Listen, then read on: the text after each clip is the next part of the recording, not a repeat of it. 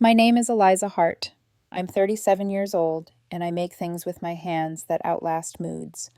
Walnut, maple, purple heart. Grain that remembers storms. Joints that hold when nothing else does.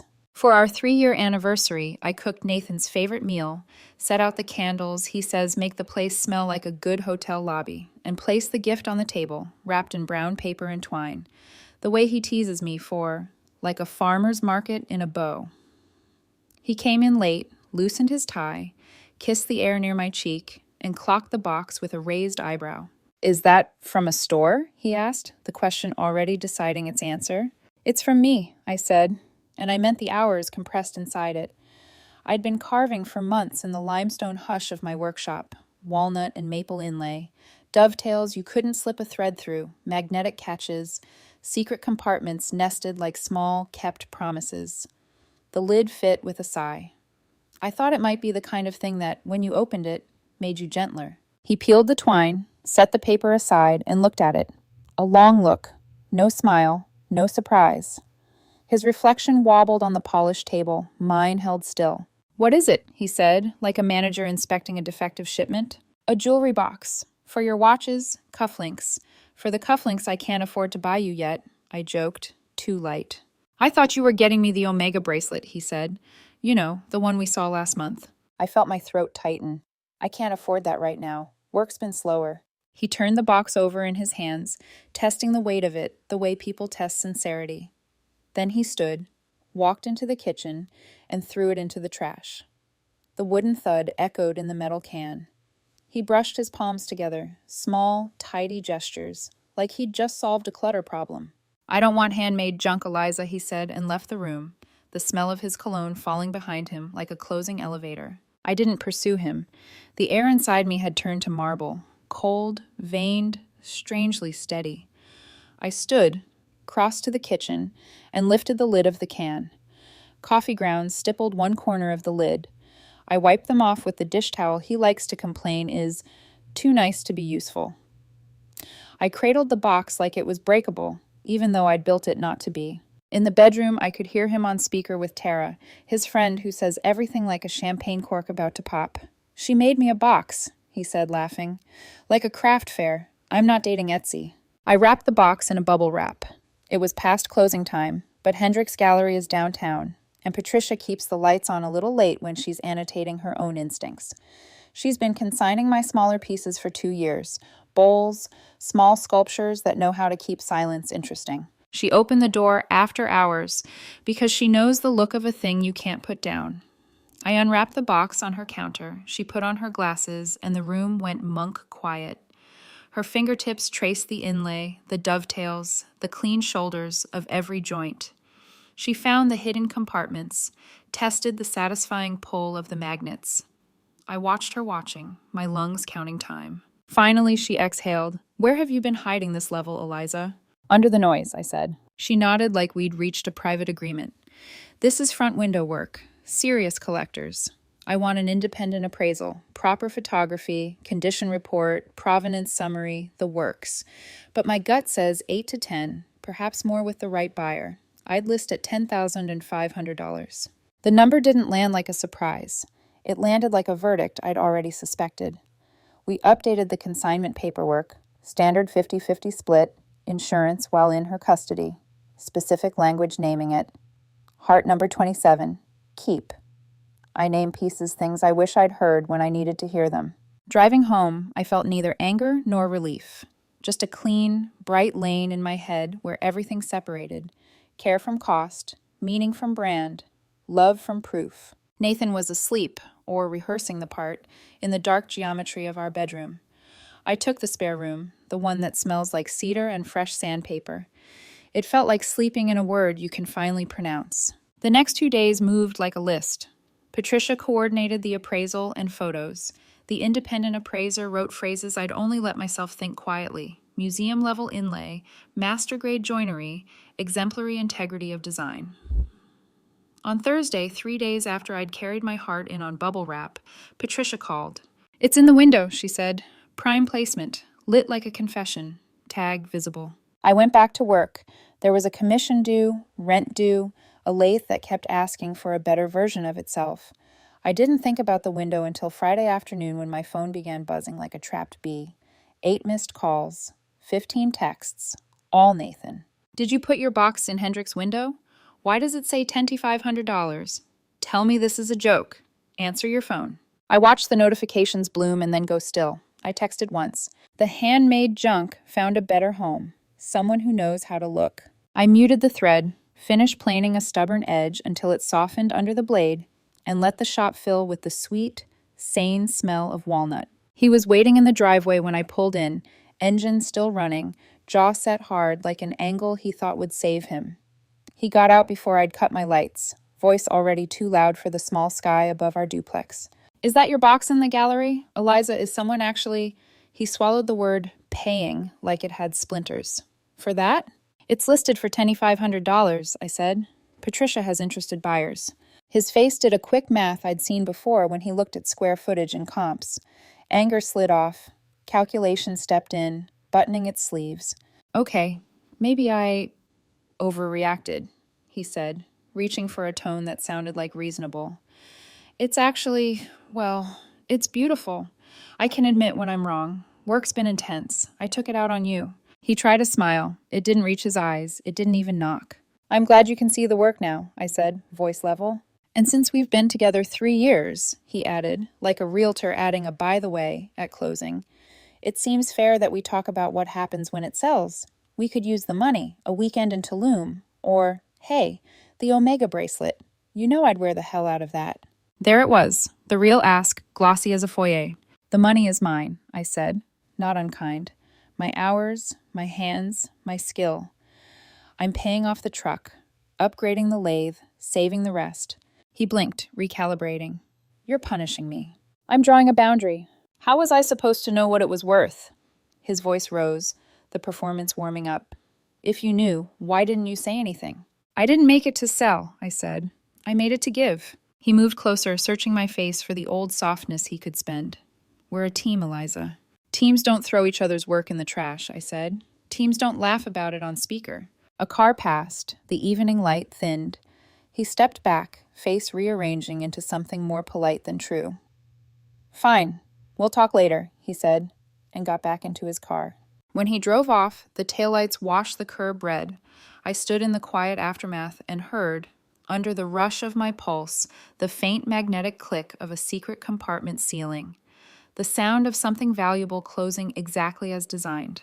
Inside, I set water to boil, opened the notebook where I keep the good lists, and wrote, Pay truck. New lathe. Keep going. My phone vibrated again, a final text from Nathan, written like a truce but reading like escrow. Let's be smart about this. Call me. I set the phone face down. The kettle started to sing. The workshop door, slightly ajar, breathed cedar into the kitchen. I thought of Patricia's window, of my box holding its own under the lights, indifferent to approval, and I felt the floor under me steady. I didn't sleep in this spare room that night. I slept in the knowledge that I had made something that told the truth, and that truth would find its buyer whether anyone liked it or not. By Saturday, Patricia texted a photo of the window. The box placed on a plinth like a quiet oracle. The tag, $10,500. Didn't shout. It didn't need to. The lighting turned the inlay into a horizon at dusk. My stomach did a slow somersault I recognized from the first time a blade took exactly what I asked and nothing more. Sunday was silence, the good kind. Nathan stayed at Tara's place, sending measured texts about needing space to reset. I spent the day sanding a commission bowl while the radio murmured interviews with people who loved their work enough to be poor for it.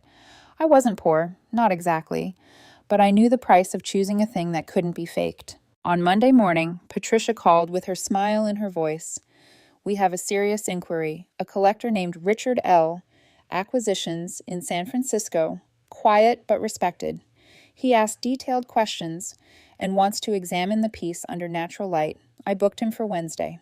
I wrote the name on a sticky note and stuck it to the edge of my bench.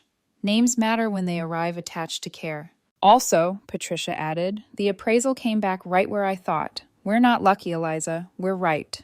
I biked to the credit union at lunch and looked at the balances I'd been willing to ignore. The truck payment I could feel in my molars, a savings account that looked like a shrug, a crumpled list titled Lathe Dreams. I ate soup in the parking lot and laughed once, short and startled. Not at the money, at the sensation of a door inside me unlocking. That evening, Nathan let himself in with his key. He'd shaved. He does that when he wants to look like a new argument. "I've been thinking," he began, setting his phone face down on the counter the way people do when they want you to believe you're the only thing in the room, about how I reacted, about us. I kept breathing like I was counting to 10 on a narrow ledge. "I'm sorry," he said, and I almost believed him because he used the small voice he saves for client infants and lost dogs. "Work's been brutal. I said things I didn't mean. The box is—" He swallowed. "It's beautiful. I should have seen that." "You didn't want a thing I made," I said. Not cruel, true. "I want you," he said quickly, then softened the edges. "And because I want you, I want us to be smart. If the piece sells, when it sells, can we talk about where that money goes? We're a unit, Eliza. 3 years. That's not nothing." I pictured a ledger where intimacy had line items. "I've already decided," I said. "Truck, lathe, save." He nodded like he was listening, but I could see him paging through alternative outcomes. "A small splurge wouldn't kill the plan," he said lightly. "A weekend away. Or, hey, remember the Omega? You teased me for wanting a brand. Maybe we meet halfway." I had the impulse to laugh again, but it didn't come. "This isn't about a bracelet," I said. "It's about what you called my work when it didn't have a price tag." "That's not fair," he said, the apology thin already. "I didn't know it was worth anything." "It was worth months," I said. "Worth a version of my heart that's quiet and precise. Price isn't the point." He shifted. "So you're punishing me." "I'm telling the truth," I said. "To you and to myself." He reached for my hand. I let him take air. "We'll circle back," he said, like a calendar invite, and left. Wednesday, Richard arrived at the gallery wearing neutral clothes and bright attention. He lifted the box the way people lift sleeping cats, respectful of density and will. He didn't speak for a long time. He didn't need to. When he did, he asked about humidity control, inlay adhesives, magnet pull strength in varied temperatures. I answered and watched his mouth tuck into small yeses. "We'll offer 10 even," he told Patricia at last. "Cash, prompt transfer. I'd like to take it to San Francisco next week." Patricia's eyebrow flicked toward me. "Accept." "Accept," I said, feeling the word settle like a chair placed exactly where it belongs. The wire cleared Thursday morning. After the gallery split, $5,000 appeared in my account, a number so clean it looked scrubbed. I drove straight to the credit union, paid the remaining $3,000 on the truck, and moved $2,000 into a savings stash labeled equipment. I went to the tool shop and put my palm on the lathe I'd been orbiting for months. Soon, I told it, and meant it. Nathan showed up that afternoon with exactly the wrong flowers, lilies that stung the air like perfume at a wake. "It sold," he said, because the gallery window is 2 blocks from his office and news travels fastest when it can be used. "I'm happy for you." He leaned into the sentence like a salesman into a portion of the script he doesn't believe. "Thank you," I said. "So," he continued, "what's our plan with the funds?" I didn't flinch at the plural. "I paid the truck," I said. "Saved for the lathe." He blinked. "You didn't think to consult me?" "It wasn't a family budget meeting," I said. "It was the outcome of my work." He paced once, cutting divots in the rug with the heel of his shoe. "You're being petty," he said. "Vindictive. It's like you want to punish me." "It's like I want to protect the thing that protects me," I said. He tried another door. "Look, 3 years deserves respect. We should celebrate. A small something. Tulum, you've always wanted turquoise water."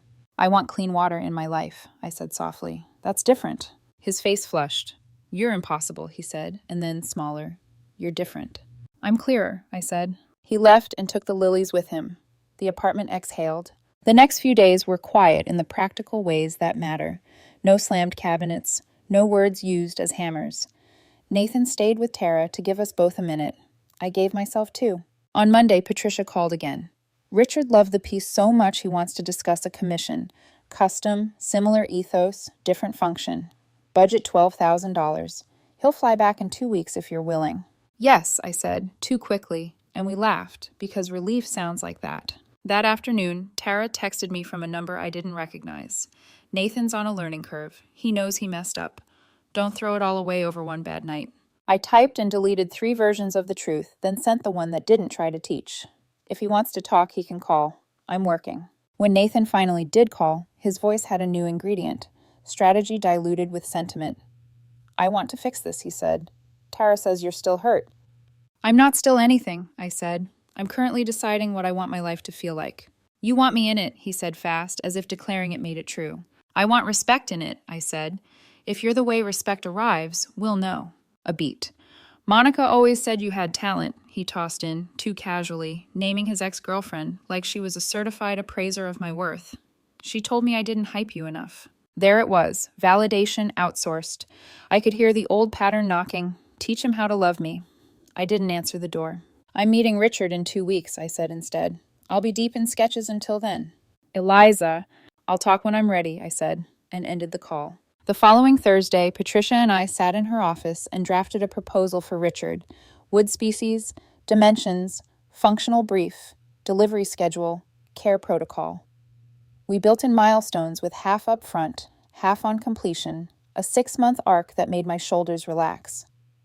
When I left, the sky was the color of maple sap, thin gold with a promise inside. The article request came out of nowhere, a local arts magazine doing a feature on emerging artisans. Patricia had sent them a list, and my name did what names sometimes do. It arrived at the right desk on the right morning. They wanted photos in the workshop, an interview about the shift from corporate to craft, the story of the box if I was willing to tell it without naming names. I said yes, because some stories make better warnings than secrets. That weekend, I moved the old lathe to make room for the new one I'd ordered on faith. I swept the floor, sawdust into soft dunes, and taped the commission timeline to the wall. Sketch. Prototype. Build. Finish. Deliver. 4 words that felt like a compass. On Sunday evening, Nathan sent one more message, a text shaped like compromise. Let's reset. Dinner tomorrow. Neutral ground. We can figure out percentages that feel fair. I looked at the line and saw the math of a life I didn't want. I set the phone down and sharpened 3 chisels until the edges caught light like truth. 2 weeks later, Richard stepped into the workshop and breathed in cedar like a prayer. We talked for 3 hours about utility that behaves like beauty, about heirlooms that don't announce themselves with logos. He asked questions that made my answers better. We settled on terms that respected both of us. The deposit hit my account within a week. Momentum has a sound, a soft, continuous click, like secret compartments closing perfectly. The day the deposit arrived, Tara called, her voice pitched for sincerity. Nathan is trying, she said. He's even been looking at your old pieces, showing people, telling them he knew all along. Knew what? I asked. That you'd blow up, she said, with a laugh that didn't know it was cruel. Is he okay? I asked, because loving someone leaves a habit. He will be, she said. He just hates the idea of losing out. On Friday night, Nathan appeared at the workshop door, despite the closed sign, cologne drifting in before his apology. He stopped when he saw the new lathe, the sketches blue-taped above my bench, the purchase order with Richard's name. This is serious, he said. It always was, I said. He stepped closer, eyes widening like price tags had sprouted from the air itself. How many of these commissions are you getting? That isn't your business anymore, I said, not unkind. Please don't come by unannounced. He tried a final shape, eyes wet, voice cracked. I love you. You love the idea of what I'm becoming, I said. Those aren't the same. He reached toward me. I stepped back. I'll leave your things at Tara's, I said, and I'll text you when I've done it. He nodded, small and furious. When the door shut behind him, the shop reclaimed its quiet. I set a board on the bench and put my pencil to maple. The first line is always faith, even when it looks like graphite. At home, a final text waited from an unknown address. Monica. Hi, Eliza. I'm sure you've heard of me. I just wanted to say I always believed in your work.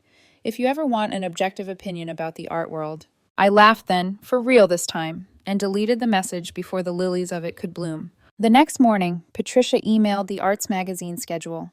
Interview Tuesday, photos Thursday. She wrote, wear what you work in. The world loves truth. I wrote back, copy that. Then I turned off my phone, picked up my chisel, and cut the first clean channel of the new commission, listening for the click that tells me a line is exactly where it should be. The morning sunlight dripped through the workshop windows like honey. I'd been up since dawn, brushing lacquer over a test panel of walnut, the surface catching reflections like memory. The new lathe hummed steady, low, alive, like the pulse of something that had decided to stay. The article came out 2 weeks later. Hands That Build Permanence. Eliza Hart's Quiet Revolution in Wood. A full spread. Pictures of me sanding, carving, measuring, my hair tied back with a pencil still caught in it. They photograph the jewelry box. Richard's now, glowing under soft light, each joint visible like evidence of patience. The writer called my work intimate architecture. By noon, my inbox exploded. Patricia texted, "Check your email. 4 galleries want meetings." My site crashed under inquiries. Even the credit union teller recognized my name when I deposited the commission balance. It was dizzying, like watching roots you planted crack through concrete overnight. That afternoon, Nathan's name flashed on my phone again. I let it ring until it stopped. Then came a message from Tara. "He's not doing well. Says he just wants closure. Please meet him, Eliza." I didn't answer. Closure isn't something you give someone. It's something they stop taking from you. 2 days later, I walked into the Grandmont, a restaurant Patricia loved, for its quiet corners and good acoustics. She was introducing me to a potential client, an architect named Clive who wanted a statement piece for his new firm. I wore dark denim and a white shirt still dusted with fine sawdust, a uniform of truth. The meeting was going well, talks of scale, shadow, and grain direction, when a familiar voice threaded through the ambient jazz. "Eliza?" I looked up. Nathan, perfectly pressed, hair immaculate, holding hands with someone I recognized from tagged photos. His ex, Monica. Patricia turned slightly, professional smile locked in place. "Friend of yours?" "Old one," I said, keeping my tone calm. Nathan's eyes flicked to the table, noting Clive's business card, the sketches spread between wine glasses. Recognition softened into envy. "Wow, you're really, what's the word, thriving." Monica gave a small, polite wave. "I always told him you had potential," she said. Her smile didn't reach her eyes. I nodded once. "You were right about one thing." Nathan cleared his throat, stepping closer. "Could we talk privately?" "Now's not a good time," I said evenly. "I'm working." Patricia's eyes met mine. Steady, silent reassurance. She redirected Clive's attention, giving me a small pocket of space. Nathan lowered his voice. "Look, I messed up. I get that. But I've been thinking a lot about what you said. About meaning, value, effort. You were right. I was shallow." "You were honest," I said. "Just not in the way you think." He frowned. "Can't we start over? I see now how incredible you are. Everyone's talking about you. The article, the commissions, the collectors." I stopped him there. "Nathan, listen to yourself. Every reason you've just listed has a price tag." He opened his mouth, then closed it again, caught in his own math. "I didn't build any of this to prove you wrong," I said softly. "I built it to remember what right feels like." His jaw tightened. "So that's it? You don't even forgive me?" "I did," I said. "That's why I can stand here without anger. But forgiveness isn't a key to re-entry." He looked lost, like someone who'd walked too far into a house they no longer owned. Monica, watching from their table, called his name. He lingered one more second, then left, muttering something about me being ungrateful. When he was gone, the silence was merciful. Clive looked up from the sketches. "Is that your ex?" "Former lesson," I said with a smile. Patricia chuckled under her breath. "You handled that like a pro." "I've had practice," I said, and meant it. That night, I walked home through the early autumn air. The city smelled of rain and new beginnings. I stopped outside a bookstore, the kind that still used paper receipts, and looked through the window at a couple laughing over coffee. It didn't make me sad. It just reminded me that peace looks quieter than people expect. A few days later, Richard called. He wanted 2 smaller commissions, $8,000 each, for friends who'd seen the jewelry box in his home. "They said it feels alive," he told me. "That's rare." I laughed softly. "Wood remembers how it was held." "You're becoming a name, Eliza," he said. "Enjoy it, but don't rush it." "I won't," I promised. I have learned what happens when you mistake speed for worth. By winter, I'd raised my prices again and moved my workshop into a sunlit studio loft Patricia helped me find. It wasn't grand, but it was mine. Half workspace, half gallery. I spent nights polishing pieces while soft jazz played, and the city lights reflected in the varnish. Sometimes I'd catch myself smiling for no reason other than the quiet satisfaction of having survived the storm and built something out of it. Then came Adrian. He wandered into my studio one afternoon, rain still clinging to his jacket. He was looking for a small anniversary gift for his sister, something that felt like care. He asked questions about the wood, the process, the meaning behind each curve. He didn't know anything about woodworking, but he listened like it mattered. He bought a small maple keepsake box, the simplest one in the room. When I handed it to him, he ran his hand along the grain. "It feels alive," he said. "Good," I replied. "That means it's real." He smiled. "Most things that are real don't look perfect. They just last." That line stayed with me. We started running into each other at cafes, art shows, the farmer's market near my block. He was a journalist, calm-eyed, always carrying a notebook that looked more lived in than expensive. He never talked about status. He asked about story. One evening, after helping me carry materials into the studio, he stayed while I worked. He watched in silence, occasionally asking gentle questions. When I offered him a small wooden bookmark I'd carved during breaks, he turned it over carefully and whispered, "You made this for me." "Yes," I said simply. He tucked it into his notebook like something sacred. "It's the most thoughtful thing anyone's ever given me." He meant it. It wasn't dramatic or cinematic, just honest. And that honesty felt like oxygen. A month later, at the studio's soft opening, the room buzzed with collectors, local artists, and the low murmur of people who finally saw me, not as a woman trying to make it, but as an artist who already had. Patricia introduced me to everyone like family. Richard sent flowers with a note that read, "Keep building permanence." Then, through the window, I saw him, Nathan. Standing outside, hands in pockets, face unreadable. He didn't come in, just watched. For a long minute. Then he turned and walked away. I didn't follow, because for once, I wasn't the one who needed to. The studio became my heartbeat. Mornings began with the hiss of the espresso machine and the smell of sawdust warming in sunlight. The walls were lined with the language of wood, walnut, ash, cherry, maple, each one whispering its own patience. Patricia stopped by every Thursday with her clipboard and her endless calm, always saying the same thing before leaving. "Don't chase what's already yours, Eliza." By spring, the waiting list for commissions stretched past 8 months. Richard had become more than a patron. He was a friend, someone who respected boundaries and deadlines. Every time he called, he'd start with, "Still creating permanence?" And I'd answer, "Still finding it." The gallery circuit had started calling too. Portland, Denver, Santa Fe, wanting pieces for exhibitions that valued craftsmanship over spectacle. My parents visited once, both of them speechless, running their hands along the smooth surfaces of my work like they were touching proof. My mother cried softly and whispered, "You finally made the world see what I always saw." That night, I sat alone in the studio, just me, the hum of the city outside and the faint smell of varnish. I thought about the road that led here, the heartbreak, the humiliation, the box that started everything. Funny how sometimes life forces you to break before you can shape. 2 months later, I got an email. The subject line was familiar. From Monica Harris. Subject, a long overdue apology. I read it twice. "Eliza, I owe you an apology. I was awful, not just because of Nathan, but because I encouraged the way he saw you. I laughed at the wrong jokes. I mistook your art for hobby and your silence for weakness. I've grown since then. At least I hope I have. I'm reaching out not for forgiveness, but to acknowledge that you were right. You were always right.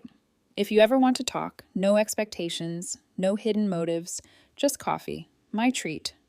Monica." For a moment, I stared at the screen, waiting for some emotion to arrive. Anger, vindication, pity. But none did. Just quiet understanding. Because some lessons aren't about closure. They're about clarity. I deleted the email. Not in spite, not in triumph. Just release. Later that evening, Adrian stopped by, carrying takeout and his usual unhurried smile.